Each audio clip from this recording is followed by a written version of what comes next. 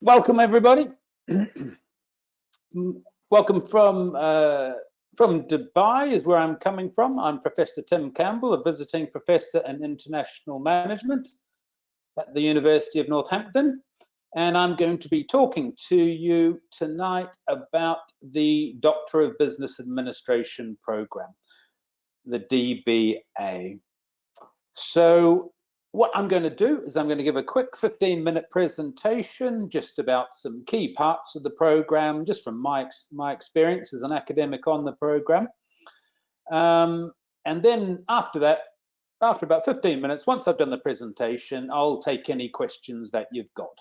So let me do this presentation first and tell you all about Northampton and the DBA program. So I think the best place to start is actually, where is Northampton?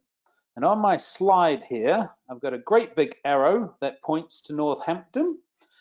It's a very old historic town in England. It appears throughout English history, and there have been settlements there for thousands of years. And it's about 100 miles north of London. It takes about an hour in the train from London to get there. And in Northampton is where, of course, you will find the university. In fact, I'll go back to my opening slide because you get a better view of it. There's just one of the buildings of the university, and you'll find it right in the middle of Northampton. It used to be just on the outskirts, on a big campus, just on the outskirts of Northampton. But they invested $500 million on a brand new campus that is now the one you see here, that is located right in the middle of Northampton. So it's a great investment, and it's a real it really is something for the town. And what's interesting, actually, just thinking about the situation we're going through now, the whole campus was designed around blended learning. And it was done because the university was noticing that younger people, younger undergraduates these days, are learning differently than they used to in, for example, my day, where I just used to go to a lecture, hear a lecturer talk, and that was about it. They were noticing that the young people these days were learning differently, of course. They're learning electronically through mobiles and all of those different things. So they designed the whole campus based on blended learning principles. So the classrooms were designed with technology in them that could record the teacher, and they were spaced in a certain way. And apart from the whole campus, the virtual learning environments were all designed so teachers could deliver like we are now through video and lots of other apps and things. So a year and a half before COVID, the university was actually doing what universities are doing now. So when COVID did actually happen and we had to move teaching virtually, the university, it was very easy for the university. Everything was already in place. Anyway, that's just a bit of an aside about the campus. So the new campus opened in, it was August 2018. And on the campus, you will find the Senate building. And on one of the floors, which I've just taken a photo of here, that's the doctoral student space. So as a DBA students, whenever you're on campus, if you go to the campus in Northampton, there's always a space for you to study for as long as you want.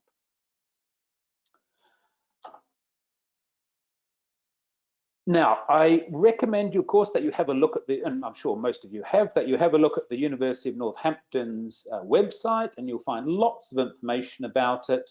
But I've just picked out a couple of things just to give a bit of context to the program I'm about to talk about. And it's just that education in Northampton actually dates back an awfully long time, back to the 13th century.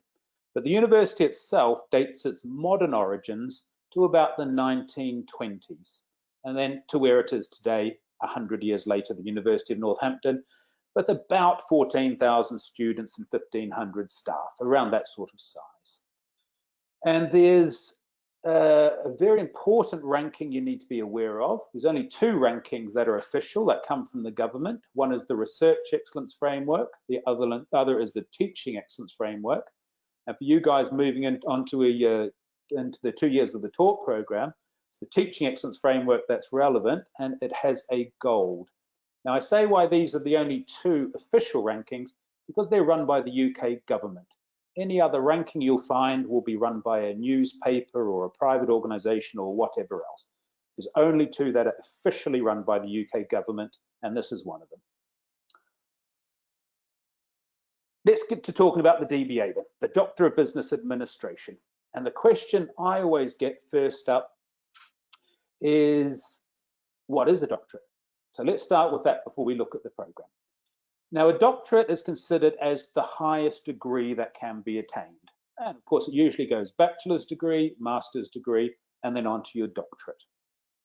But there are two types of doctorate programs. We call them one type, professional doctorates, and the other type are research doctorates. And if I start with research doctorates first, they're designed for people who want a career in a research or academic field. So people who work in universities, professors, these types of things, will normally have a research doctorate, and the most common of which is the PhD. Now, the other type of doctorate we have is for people who are primarily involved in a profession. So not primarily involved with research, involved in a profession. And we call these professional doctorates. So they're at exactly the same level, just different audiences. Now, for example, the last time you went to a medical doctor doesn't have a PhD normally. They will normally have a professional doctorate, an MD, a doctorate of medicine. Engineers, there's a professional doctorate for engineers. There's a professional doctorate for education people, professional doctorate for pharmacists, many, many of them. So these are doctorates designed for people who are primarily engaged in a profession but want to study to the highest levels. And of course, for the business and management people, the professional doctorate is a DBA, the Doctorate of Business Administration. So they're both academically equivalent. And strangely enough, when you actually do the degrees, both of them are just one big research project, essentially. So they're both research-based degrees. It's just the audience and focus that is different. The audience for a professional doctorate is normally in industry, whereas that of research doctorates, research or academia. And the outcome is a little bit different. We expect professional doctorates to have a practical outcome. And I'll talk more about that later. Whereas research doctorate could be completely theoretical. Okay, so they're both research-based degrees, and of course you will be able to use the title of doctor when you complete a doctorate degree. Just one final word on that. This is just some quotes I've taken from all business schools, but I quite like it because it just makes the distinction quite nice. So they're quite wordy, so I'll just read it out. So the top one there is saying, PhD programs in business focus intensively on preparing candidates to conduct highly specialized scholarly research. They focus on the development of new theory in management, economics, and related fields. Most PhD in business administration graduates lead to careers as university researchers and professors, or as senior researchers in business or government. And then it goes on to describe a DBA program. The Doctor of Business Administration programs focus on the application of theory rather than on the development of new theory. So the DBA, by virtue of its focus on the application of theory, has a more practical application in managerial settings. So I think that just makes a nice clear distinction between the two. But of course, it's not clear cut. I've worked with plenty of people in university business schools who have DBAs, and I've known plenty of people in industry who have PhDs. So just bear in mind, this is the general difference between the two. But plenty of people who do DBAs like to do a bit of teaching, and plenty of people who have PhDs like to be within industry. But that gives you an overview. Right, that's enough of that. Let's have a look at the sorts of topics that people actually do on a DBA program. What do they research? What do they study? And all of these topics are what currently our students are doing. I've just randomly picked a selection of what current DBA students are researching, and you'll see it's a whole range of different business and management topics. We've got a critical examination of a performance management system. We've got another looking at leadership styles and employee performance, an assessment of corporate governance in the public sector, assessing the value chain in a manufacturing business, reasons for investing in high-tech startups, resolving project conflicts, agile project management, and a chap that I'm supervising is looking at knowledge transfer and management training context. So you see from that, they're all different. You know, they can be operations, they can be human resources, organizational behavior, they can be entrepreneurship, business ethics, anything that fits within the business and management field. So how are you taught? Well, how does this program run? So it takes 4 years, and the next start date, the start of the next intake, which is, would you believe, the 10th intake of the DBA, the 10th UAE intake. What I mean by that is the intake that we run over here starts on the 12th to the 14th of November in 2020. And what you will do for the first 2 years, you do 6 modules spread over 2 years. And you'll see from the titles, what you're doing is learning everything you need to know about how to research. And then in the second 2 years, you have your supervisors and you actually do your dissertation, or thesis as it's sometimes called. So 2 years, if you like, research training, then you actually write and do your research project for the second 2 years. Now, very importantly, these workshops used to be face-to-face here in the United Arab Emirates. So on the 12th to the 14th of November, for example, you would come here to the UAE and a professor from the University of Northampton would fly out from Northampton, and you would have 3 days face-to-face with that tutor. And then you would continue doing some work online until you handed in your assignments 2 or 3 months later, and then you would move on to your next module, and it would carry on like that. But of course, with the situation we're all facing now, these workshops are virtual. So the timetable is the same. There will still be a workshop on the 12th and 14th of November, but instead of meeting here in the UAE and seeing each other face-to-face and your tutor, it will be done using the university's virtual learning environment. So it will still be live, it will still be synchronous, but you'll be seeing your tutor using video technology. And the university has a very good virtual learning environment. They use the Blackboard Collaborate system, and they have a number of different apps that they also fit in, makes it work quite well. Okay, so do be very aware of that. They'll be virtual until things get better, and I hope that soon, but of course we just don't know. So at this stage, all the workshops are virtual until further notice. Just one other thing, by the way. So it starts on the 12th to the 14th of November. You might think that's a long way away. October, where are we now? We're almost September. September, October, about 2.5 months.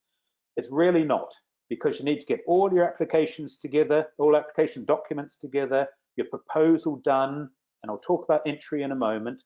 Then you also need to have an interview with the university team, and then you get offered a place. So the whole process takes time.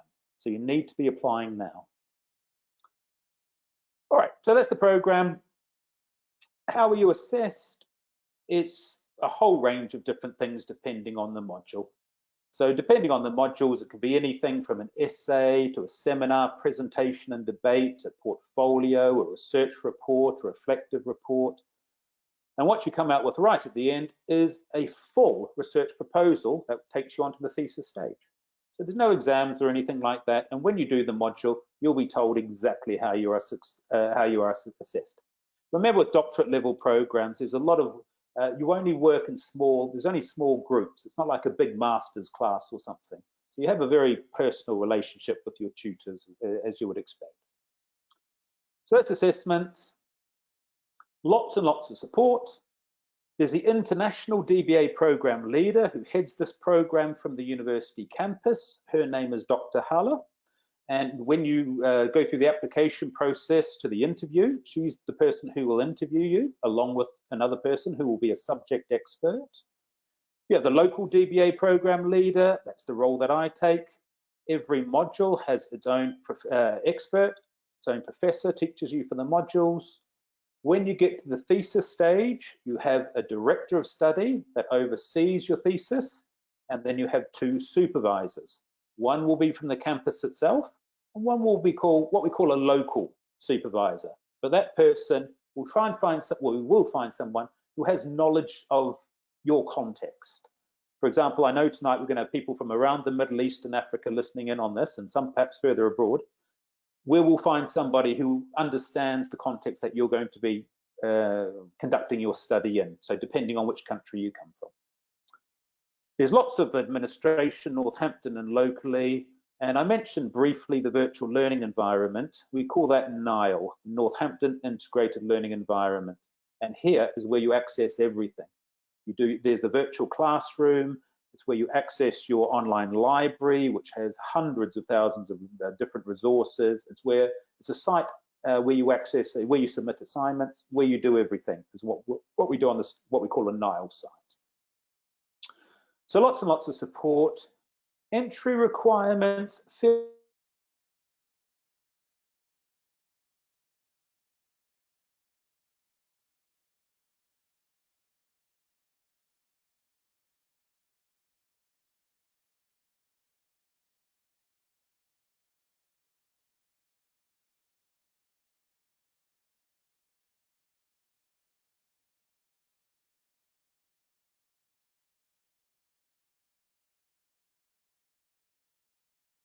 Picked up your knowledge. So it can be longer than 10 years, as long as you can show some training in different courses you've been on. We expect to have a minimum of 5 years work experience, at least some of which should be at a senior level, and to be employed in a leadership management role capable of supporting the achievement of the program learning outcomes. What that means is when you do your facilitated modules, a lot of them will ask you to think about your own organization or your industry, so you need to be in a position where you can do that. The application requirements, again, fairly standard, a CV, then you need to write a personal statement. You just need to talk about why do you want to do a DBA program? How does it fit in with your motivation? Because you've got to remember, a DBA is a big commitment. It's a journey, it's a 4-year journey. And the admissions team want to know that you are motivated and committed to it. So that's what you need to put in your personal statement. Why do you want to do it? How does it help your career? Or perhaps you're just doing it for your own personal benefit and your own personal interest. That's fine, but just make your motivations clear in the statement. Then there'll be 2 references, usually a work and an academic, although some people, if they've done their master's degree a long time ago, might find it difficult to get an academic reference, so we would look at 2 work. Evidence of English language, if they ask you to do that, if that's required. And the last 2 things are important. I'll talk a bit more about the research proposal on the next slide, but you also need to give a research proposal, and then once you submit these documents, it goes to the admissions team at the University of Northampton. If they say okay, they'll invite you for an interview. As I mentioned, that'll be with the program leader, Dr. Haller, and a specialist in your subject area. So if you're thinking of doing strategy, you'll have someone in strategy. If you think of doing HRM, someone in HRM, etc. So it'll be those 2 people. And in that interview, they're going to ask you about your proposal and a lot about your personal statement as well, your motivations for doing the degree, and then they'll look at that proposal, what you're wanting to do. So let me just tell you a bit more about that proposal. It's only 1,000 words. It's not long at this stage. You know, we're not expecting it to be brilliant to embark on a DBA degree. It will be brilliant once you finish the DBA. Once you finish the 2 years of the facilitator modules, you will be writing a much higher standard. But before you enter the degree, what we're really looking for in this research proposal are these things. Is the applicant capable of studying at doctoral level? Okay, so it needs to be a certain quality that shows you that you can actually achieve at this highest level that we have.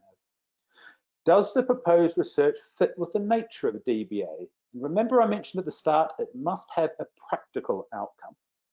So for example, you might want to research employee motivation. Now, you can't just come up with a theory of employee motivation. Somebody doing a PhD could do that. But for a DBA program, you would actually have to come out with something of how we can actually motivate employees, or what we need to avoid that might demotivate employees. So you see what I mean? Whatever topic you choose, it must have a business and management practical outcome, something useful. And the third thing here we look for in a proposal, simply we need to make sure we have an appropriate supervisor. Now, the university has people that can supervise all the major business and management areas. But if you had a very, very technical proposal, you're looking at some very technical quality system, for example, we simply may not have somebody who knows enough about it to supervise. So when you're doing the proposal, make sure there's no need to make it, don't make it technical, and there's no need to anyway. Just look at the broader implications of it. Okay, what does the Northampton team look for in a proposal? Can it make a practical contribution to business and management? We want to make sure you can reference using the Harvard method. Can you write a brief literature review and cite some authors in the field? We're only thinking 4, 5, 6 is enough at this stage, but we just want to see that you can actually recognize some of the writers in your field. Do you have a very basic understanding of research methods? And I put in bold at the bottom here, all business and management master's graduates, you should all already have these skills. So a proposal should not be too difficult. Bear in mind as well that your proposal will change over the course of the program. So at this stage, just a broad general idea is fine.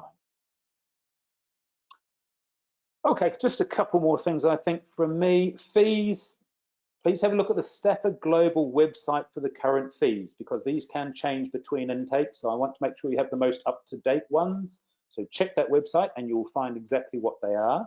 When you see them, well, you will find they are very reasonable from a doctorate program, and particularly for a fly-in faculty model. This is a part-time course. It's not an online program. It's considered part-time with fly-in faculty from the campus themselves. So it is a very reasonable price.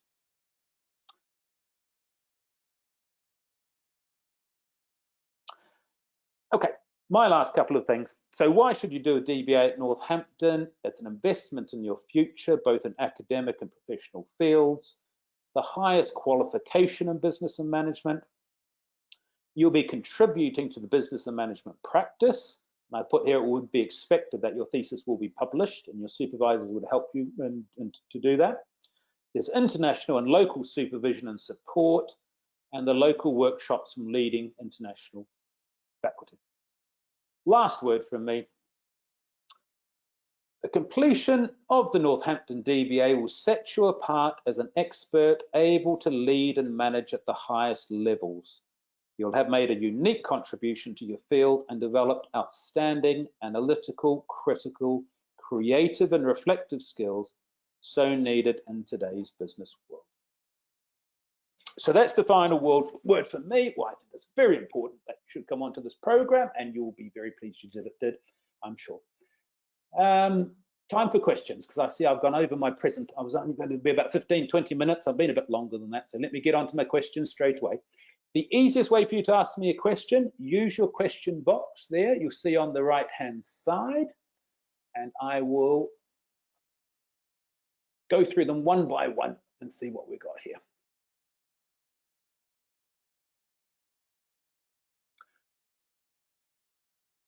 Right here. Need to make my box a bit wider. Hang on. Okay, there we go. All right. Okay, so the question here, after the taught modules are complete, can I do the rest of the program on the campus? Well, of course, the thesis stage, there are no taught elements anyway. You'll just be with your supervisor and the director of studies, so you could do it wherever you wanted. You'll communicate with your tutors, with your supervisors rather, much as we do now, just using all the usual communications technology in the NILE systems.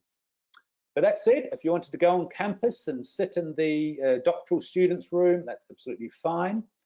And something else I should have mentioned in the presentation as well, the doctoral school at the university runs a whole range of short training courses. And you're welcome to go to the campus at any stage, of course, when we can do that again, and attend these courses, but they also have a whole range of virtual courses, online courses that you can do at any time as well. They're very, very useful things like how to use SPSS or how to use NVivo, which is the qualitative analysis tool, how to write a literature review. There's a whole range of different things, and the doctoral school runs all these short things.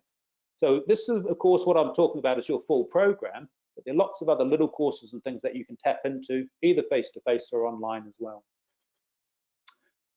The next question, if you miss a workshop, will you be penalized?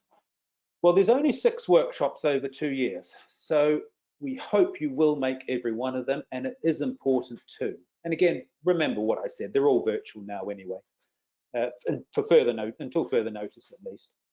So we do need you to be there. But if something happened, you know, there was a family emergency or something and you couldn't make a workshop, then the tutor will help you out as best they can. But you need to consider those workshops as that you need to be there. Okie dokie.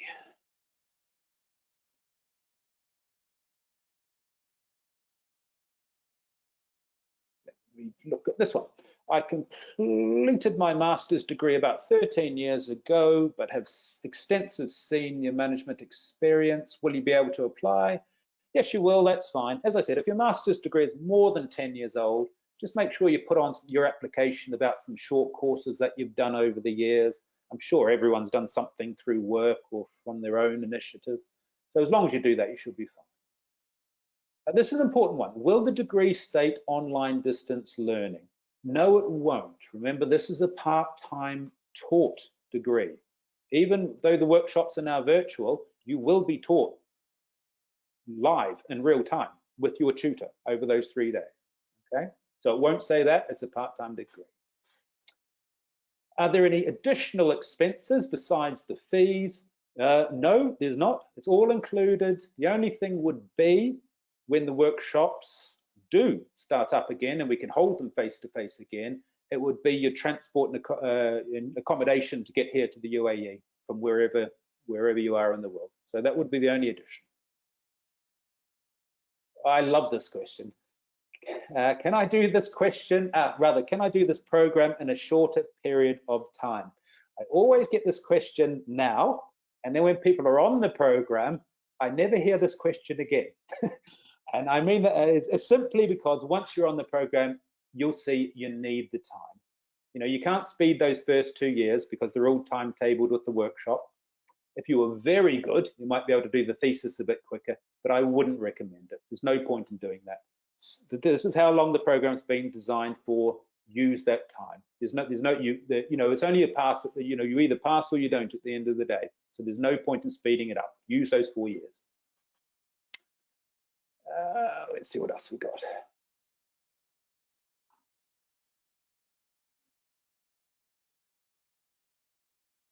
Are there any textbooks that I can now start purchasing to prepare myself for the program?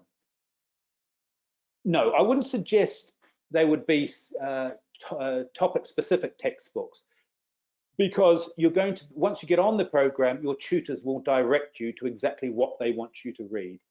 But if you did want to do a bit of reading beforehand, I would suggest looking at some research methods books. There's even some books out there, some quite general light reading books about how to do a doctorate, these types of things. They might just help you just to prepare you. But we don't recommend any before the program, because once you get on the program, your professors are going to tell you what they want you to read, and they're going to point you in the right direction. Is there a list of topics that the university can supervise? There's not a list, because the university can do any business and management topic, essentially. So as long as you're just not thinking of something extremely technical, as I mentioned in the presentation, they will be fine to have a supervisor. So if you're interested in strategy, there's a whole department full of strategy professors. If you're interested in ethics, the same thing, operations, marketing, whatever, there are whole departments full of professors. So it's very unlikely that, so whatever you're thinking of, it's likely we will be able to find a supervisor, as I say, just as long as it's not some very technical program or something. Here we go. Let me take my next question from Anne-Marie. When is the application deadline? Well, I'm going to say the application deadline is as soon as you can get your documents in. I believe it's normally 6 weeks before the first workshop, but your consultant at Stafford will be able to tell you exactly, but I'm fairly sure it's about then. Because remember what I said in the presentation, it does take a lot of time to process your documents. They need to be read over. Then they need to organize the interview with the subject expert and with Dr. Haller. So it does take time. So I believe it's 6 weeks before the start date, but as I say, do get those done as quickly as you can. And Sini saying, when will the interviews be held? That depends on when you get your application documents in. So once you get your application documents in, if they're all okay, then you're invited for an interview. The university will schedule an interview with you. So they'll work with you to find a time that you can all make. What's my next one here? How many times is one expected to travel to Northampton University as a part-time course? From Fasani, thank you for that question. So you don't, in fact, there is one time you actually need to travel to the campus, and that's when you do your viva voce. Now, a viva voce is your very final examination. When you do your thesis 2 years later, how you're examined, a viva voce just means an oral examination. So you need to travel to Northampton to do that, where you do your examination with an external examiner. That means that'll be somebody from a different university. And there'll also be other people internally from the University of Northampton there who will assess you through that process. That's the only time you need to go to the university itself.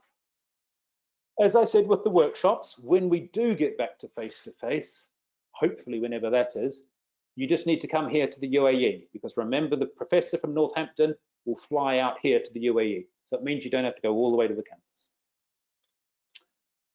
And, oh, my last question. Is 1,000 words including the referencing and timescale as it appears on the application form? No, it's not, Hasani. They're excluding your references and timescale. And again, they're not too strict on the 1,000 words. If you go a little bit over that, it doesn't really matter too much. Not for this stage. As long as you get your message across, but don't make it too long either.